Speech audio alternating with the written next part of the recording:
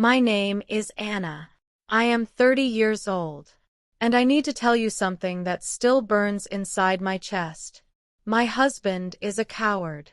I know those words sound cruel, but they are the truth. And I lived through them.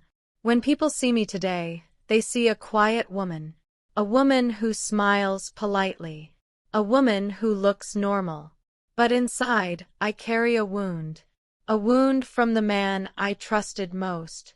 It all started 3 years ago. I was living in a small town in Texas. A dusty town where everyone knew everyone. The streets were quiet. The church bell rang every Sunday morning. People waved when you passed them by. Life was slow, simple, and sometimes heavy. I worked at the local diner. My days were filled with the smell of coffee and bacon, the sound of plates clinking, the chatter of old men at the corner table. My hands smelled like soap and fried onions. I didn't make much money, but it kept me busy. That's where I met him. Daniel. He came in one morning, tall, thin, with soft brown eyes. He wore a shirt that didn't quite fit him, and his shoes looked old. But his smile, oh, his smile was gentle. Like a boy who had been hurt but still wanted to be kind.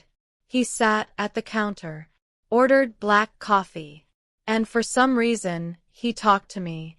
"You look tired," he said softly. I laughed. "That's the diner life." "You work too hard," he added, his eyes holding mine longer than they should. I don't know why, but I felt seen. Really seen. Soon, Daniel came every day. Always the same order. Always the same quiet voice.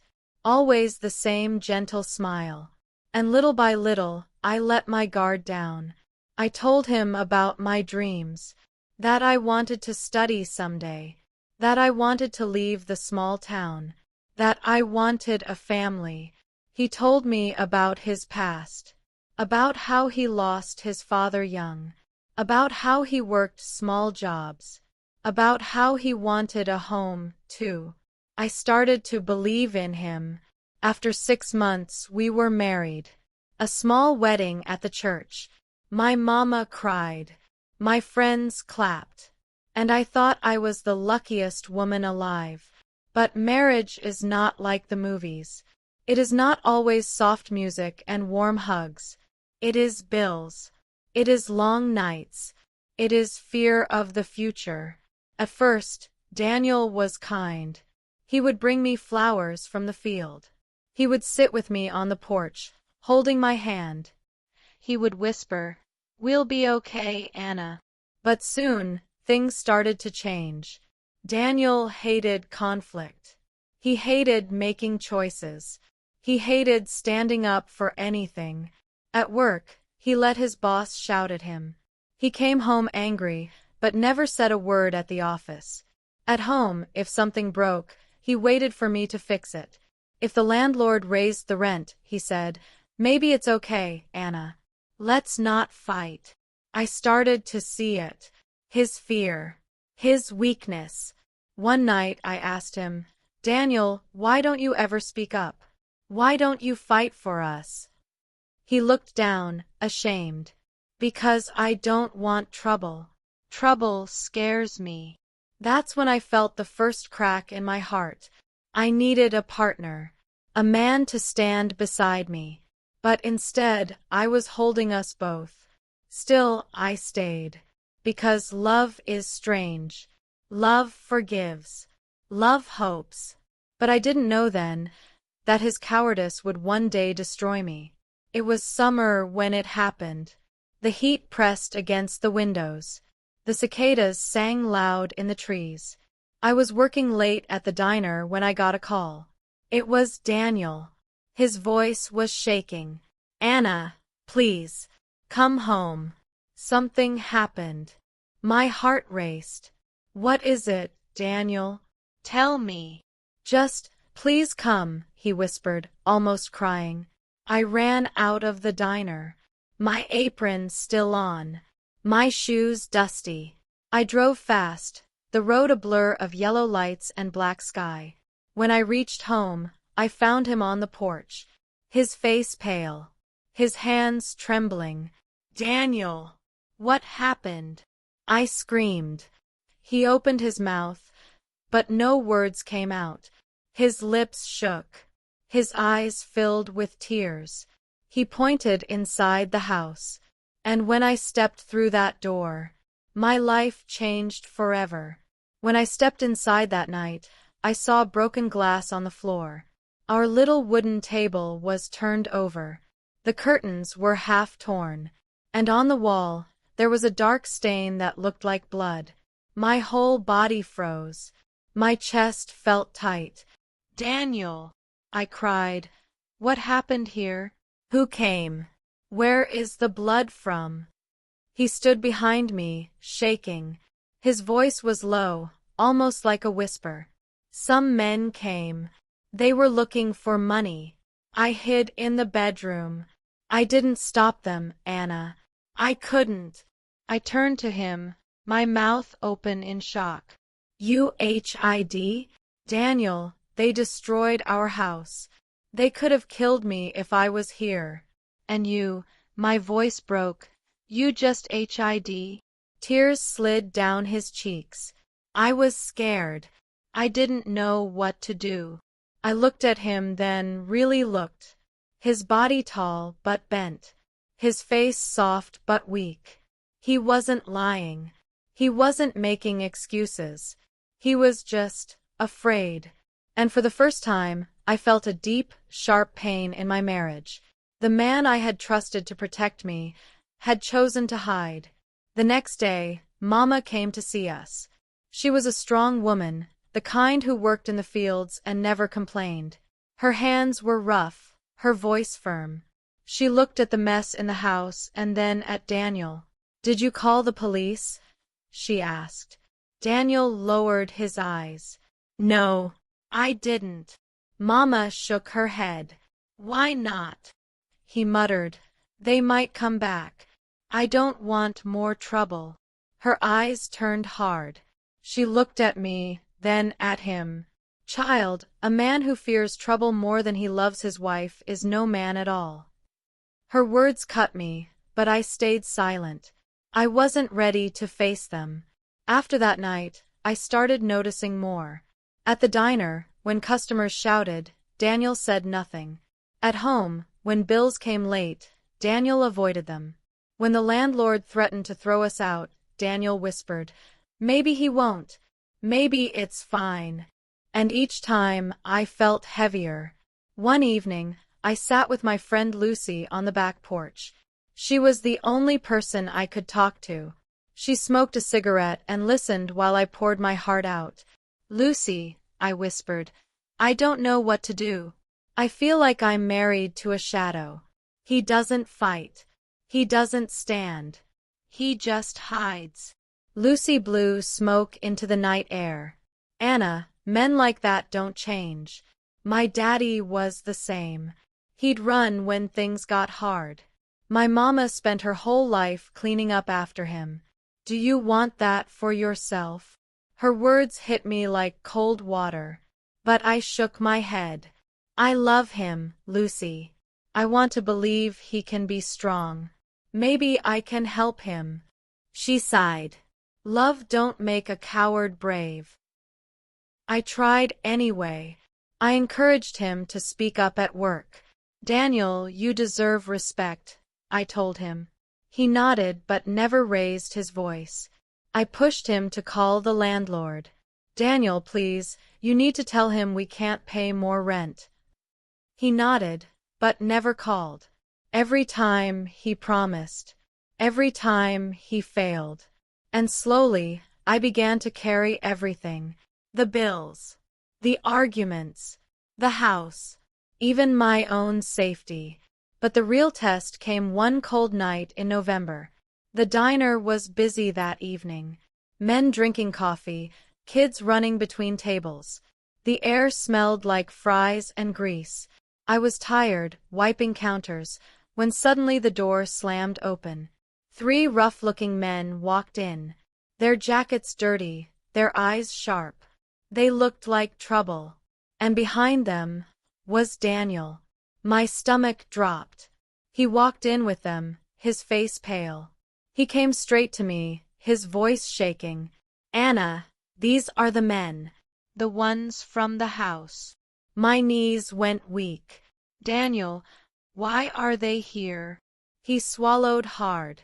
"They said they'll leave us alone if we pay them." I thought maybe. Pay them? I almost screamed. "Daniel, they're criminals. We need the police." The men laughed. One leaned close to me and whispered, "Your husband has no fight in him. Easy money." And I saw it. The truth.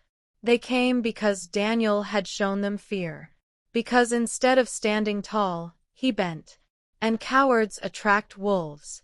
That night, something inside me cracked wide open. I wasn't just afraid anymore. I was angry. Angry that I had trusted him.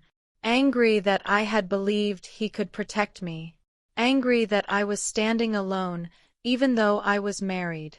I looked at him across the diner, trembling, avoiding my eyes. And I knew the real battle was only beginning. That night at the diner, when those men laughed at me, something inside me broke. Daniel stood behind them, shaking like a boy caught in the dark. His hands fidgeted. His lips pressed tight. He looked at me as if asking for help.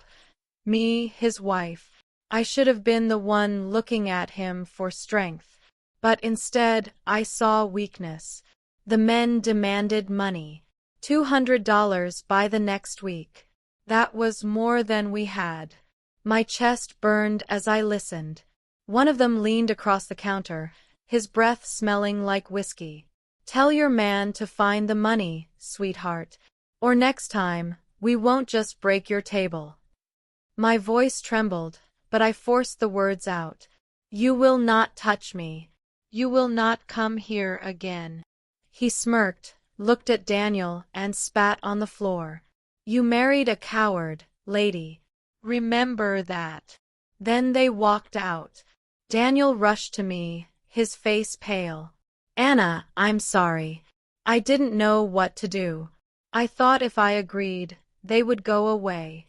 I pulled my hand back when he tried to touch me. "You don't protect me, Daniel. You hand me to them." My voice cracked. I could barely breathe. The days after were heavy. I couldn't sleep. Every noise outside made me jump. I started locking every window, every door. I carried fear in my chest like a stone. Daniel grew quieter. He avoided my eyes. He went to work, came back, and sat silently. Sometimes I caught him crying in the bathroom. But I had no pity left. One night I asked him, "Do you even love me?" He looked broken. "Yes, Anna. More than anything." "Then why don't you fight for me?" I screamed.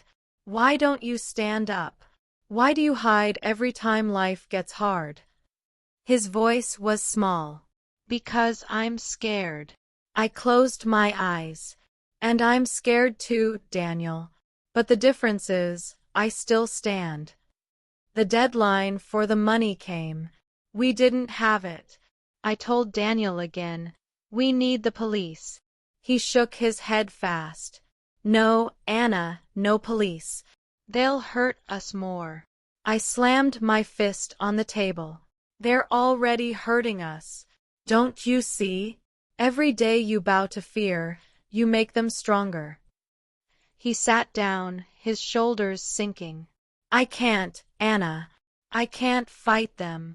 His words hit me harder than a slap.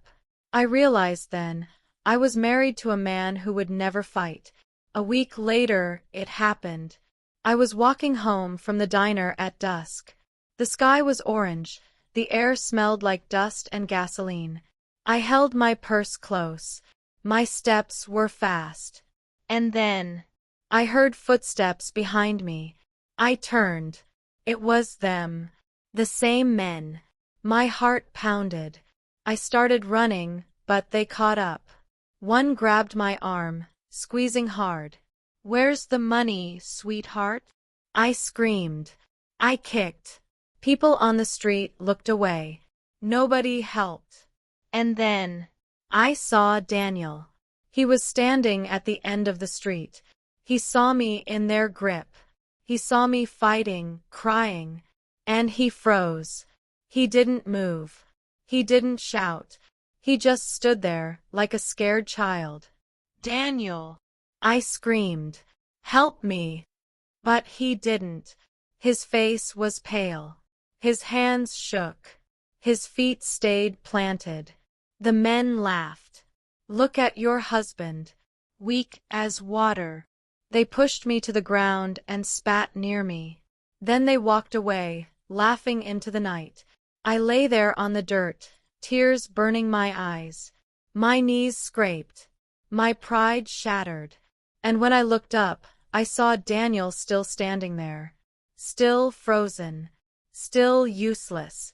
That night, something inside me died. When we got home, I couldn't look at him.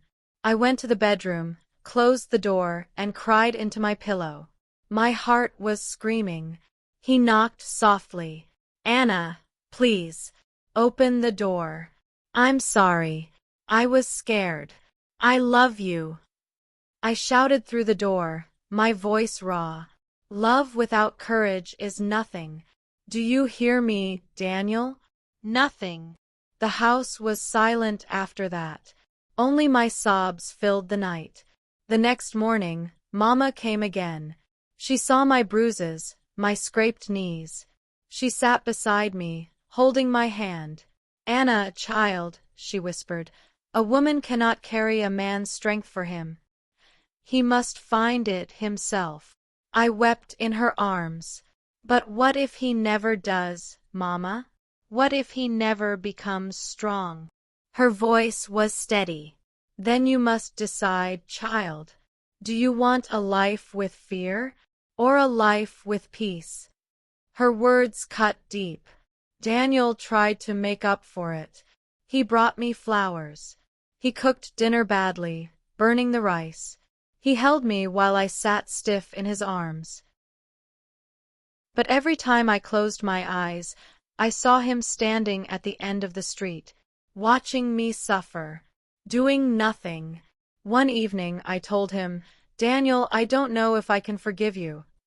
His face crumbled. "Please, Anna, don't leave me. I'll change."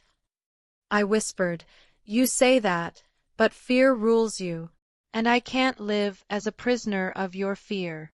He reached for me, but I stepped back. And in that moment I knew our story was not about love anymore. It was about survival. The night it all came to a breaking point was cold and sharp. The kind of night where the air bites your skin and silence feels heavier than sound. I had stayed late at the diner again. My boss begged me to cover an extra shift. The streets were empty when I walked home. My boots clicked against the pavement. My breath made little clouds in the air. When I turned the corner, I saw them. The same men. Standing near my house. Smoking. Waiting. My chest tightened. My legs wanted to run, but I forced them forward. I would not show fear. One stepped forward, his voice low and cruel. "Evening, sweetheart. You got our money yet?"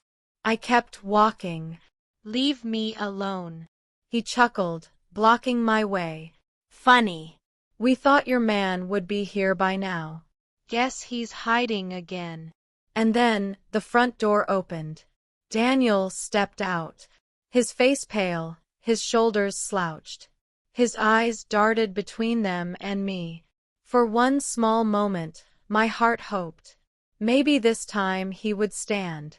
Maybe this time he would fight for me. But he didn't. He raised his hands slowly. "Please, please don't hurt her. We'll find the money. Just give us more time."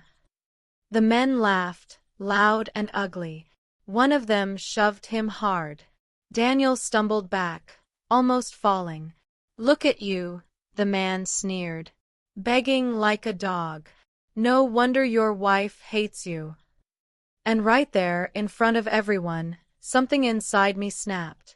I shouted, my voice shaking but strong. Stop it! Stop this right now! The men turned to me, smirking. What are you gonna do, little lady? Your man won't lift a finger. And they were right.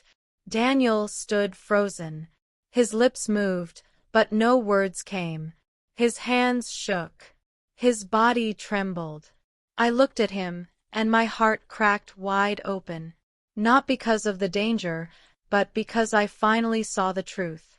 Daniel wasn't just afraid of them. He was afraid of life itself. And nothing, not even love, could change that. The men stepped closer. I could smell the alcohol on their breath. One reached for my arm. Before he could touch me, I screamed as loud as I could. Help! Somebody help! Lights turned on in the neighbors' houses. Dogs barked. A man across the street opened his window and shouted. The men cursed. They didn't want witnesses. They spat on the ground and ran into the night. Silence returned. My body shook, but I was still standing. I had saved myself. Daniel rushed toward me, his voice desperate. Anna, are you okay? I was going to do something. I swear I was. I pushed him back. No, Daniel. You weren't. You never were. Tears blurred my vision, but my words came sharp and clear. You watched me fight alone. Again. And you did nothing. Do you understand? Nothing. His face twisted with pain. I love you, Anna. I don't know how to be brave. I stared at him. The man I once thought was gentle, kind, safe. Now all I saw was a hollow shell. You don't need to learn how to be brave, Daniel, I whispered. You need to decide if I'm worth it. And tonight, you decided I'm not. I turned away, my chest burning. My hands shook, but not from fear, from finality. That night, I slept in Mama's house. Daniel didn't come after me. He never fought. He never tried. He just stayed in the shadows, like always. And in my heart I knew our marriage was over. The morning after that terrible night, I woke up at Mama's house. Her old clock ticked loudly in the kitchen. The smell of coffee filled the air. She was sitting at the table when I came down, her hands wrapped around a warm cup. She looked at me with eyes full of both love and truth. You can't go back, Anna, she said softly. Tears welled in my eyes. But Mama, he's my husband. She shook her head. A husband protects. A husband fights beside his wife. That man chose fear over you. That's not marriage, child. That's prison. Her words pierced me. They were sharp, but they were true. Later that day, Daniel came to the diner. He stood at the counter, his face pale, his eyes red. He looked like he hadn't slept. Anna, please, he whispered. Come home. I wiped the counter slowly. Home? Daniel, that house isn't safe. And you don't make it safe. His lips trembled. I know I failed you, but I can change. I met his eyes. You've said that before. Every time you hide. Do you even hear yourself? Do you know what it felt like to see you just stand there while I begged for help? He lowered his head. I'm sorry. Silence stretched between us. Plates clinked in the background. A baby cried in one of the booths. My hands shook, but I stayed firm. Daniel, I said slowly, love isn't just saying sorry. Love is action. And you've shown me who you are. A man who runs. A man who hides. His voice cracked. Then what do you want me to do? I swallowed hard. My throat burned. I want you to let me go. He froze. His mouth opened, but no words came. He looked like a man watching his world crumble. And maybe he was. But so was I. Days turned into weeks. I stayed with Mama. Daniel wrote me letters, long, rambling pages about how he loved me, how he'd do better, how he was lost without me. I read them with tears in my eyes, because a part of me still loved him. The gentle man who smiled at me in the diner. The man who brought me flowers from the field. The man I believed in. But love without courage is like a bird without wings. It cannot carry you. It cannot save you. Lucy came by one night with a bottle of cheap wine. She sat cross-legged on Mama's porch, smoking as always. "So, you leaving him for good?" she asked. I sighed. "I don't know, Lucy. Part of me wants to hope. But part of me knows hope won't change him." She took a long drag, then looked at me with steady eyes. "Anna, you already saved yourself once. Don't waste that. Don't go back to being the woman who waits for a man to be strong. Be the woman who's strong herself." Her words hit me deep. The men who terrorized us never came back. Maybe the neighbors scared them off that night. Maybe they moved on to someone easier. Either way, the danger was gone. But the wound inside me was still raw. I jumped at sudden noises. I looked over my shoulder when I walked home. And every time I thought of Daniel, I saw him standing frozen, useless, watching me suffer. One Sunday, I went back to the church. The same church where I had married him. I sat in the back pew, my hands trembling. The preacher spoke about courage, not the kind found in soldiers, but the kind found in everyday people. The courage to tell the truth. The courage to walk away from what breaks you. Tears rolled down my cheeks. It felt like God Himself was speaking to me. That night, I wrote Daniel a letter. My hands shook as I wrote, but my words were steady.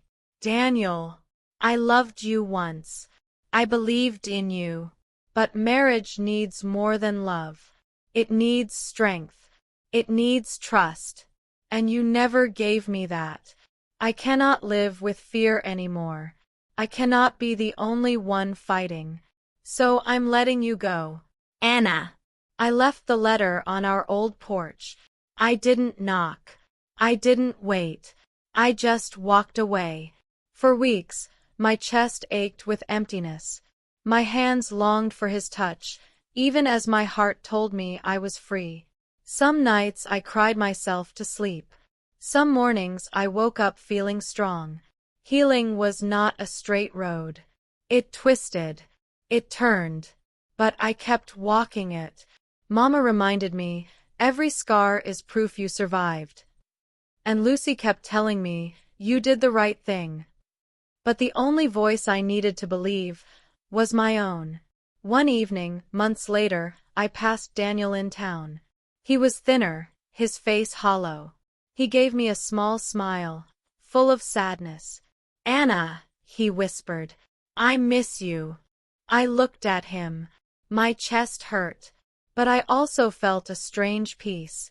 "I miss who I thought you could be, Daniel. Not who you are." He nodded, tears in his eyes. But he didn't follow me. He didn't beg. Maybe he knew it was too late. Maybe he finally understood. I walked away, the setting sun painting the sky gold and red. And for the first time in a long time, I felt light. Life after Daniel was quiet at first. Too quiet. I would wake up in Mama's house and reach across the bed out of habit. My hand touched only the cold sheet. No warm body beside me. No soft breathing in the dark. Just silence. And silence can be the loudest sound in the world. For weeks, I carried a mix of pain and freedom. Pain because I still loved the man I once believed in. Freedom because I no longer had to live in fear, waiting for him to stand up for me. At the diner, people whispered, Small towns always do. Poor Anna. She left her husband. Can you blame her? He never had a backbone. I pretended not to hear. I smiled when I served coffee. But deep down, every whisper cut me. Until one evening, an older woman who always sat in the corner stopped me as I refilled her cup. "You're brave, Anna," she said softly. I blinked, surprised. "Brave." She nodded. "It takes courage to leave, to save yourself. Don't let anyone make you feel less." Her words wrapped around me like a warm blanket. For the first time, I didn't feel ashamed. I felt strong. Mama supported me every step of the way. She would sit with me on the porch, rocking in her old chair, telling me stories of her youth. "Your daddy wasn't perfect," she said one night, "but he stood up when life tested him. That's all a woman asks for, a man who stands. You gave Daniel many chances, Anna. Don't carry guilt for his choices." I leaned against her shoulder and whispered, "I just wanted him to fight for me." Mama patted my hand. "And you fought for both of you, child. But a marriage is two soldiers, not one. Remember that." Her wisdom stayed with me. Slowly, I began to rebuild. I saved money from the diner. I moved into a small apartment downtown, just big enough for me and my dreams. The walls were plain, the floors old, but it was mine. Every night, I lit a candle by the window and sat with my journal. I wrote down my feelings, my fears, my hopes. Page after page, I spilled out the storm inside me. And little by little, the storm grew quiet. I started taking night classes at the community college, studying English and business. The same dream I once shared with Daniel. But this time it was for me. Only me. And for the first time I felt proud. One day, Lucy came to see my new place. She whistled as she looked around. "Not bad for a fresh start, girl," she grinned. I laughed. "It's small." "It's yours," she said firmly. "And that's bigger than anything." We sat on the floor, drinking soda from old mugs, and she looked at me seriously. "You know, Anna, you didn't just walk away from a coward. You walked toward yourself. Don't forget that." Her words stayed with me. Months passed. I didn't see Daniel often. When I did, he looked thinner, weaker, as if life was slipping through his fingers. He always gave me a sad smile, but never spoke much. One rainy afternoon, he stopped me outside the grocery store. "Anna," he said quietly, "I just want to say I'm sorry again. For everything." I looked at him. His eyes were hollow, but his words were honest. "I believe you're sorry, Daniel," I said softly. "But sorry doesn't change the past. You had chances to fight. And you didn't." He lowered his head. "I know." There was a long silence between us. I could feel the rain soaking my jacket, dripping down my face. Finally, I added, "I hope you find the courage one day. Not for me, but for yourself." He nodded, tears in his eyes. And then he walked away. I stood there in the rain, feeling both heavy and light. Heavy with the memories, light with the truth. Time heals in strange ways. Some days I missed him terribly. Other days I thanked God I was free. Healing wasn't perfect, but it was real. One evening, I stood on my porch, watching the sunset. The sky was painted pink and gold, the air smelled of cut grass, and children played in the street. I closed my eyes and breathed deeply. For the first time, I felt peace. I realized then, my story was never about Daniel. It was about me, about finding my voice, about learning that courage doesn't always roar. Sometimes it's a whisper that says, "I will not live like this anymore." Now, when I think back, I don't call Daniel only a coward. I call him a lesson that love without courage is not enough. A lesson that I am stronger than I ever knew. A lesson that sometimes the bravest thing a woman can do is walk away. I want to share this with you, whoever is listening to my story. Do not mistake silence for peace. Do not mistake weakness for kindness. And never mistake fear for love. A real partner will stand beside you when storms come. A real partner will protect you, not hide from the world.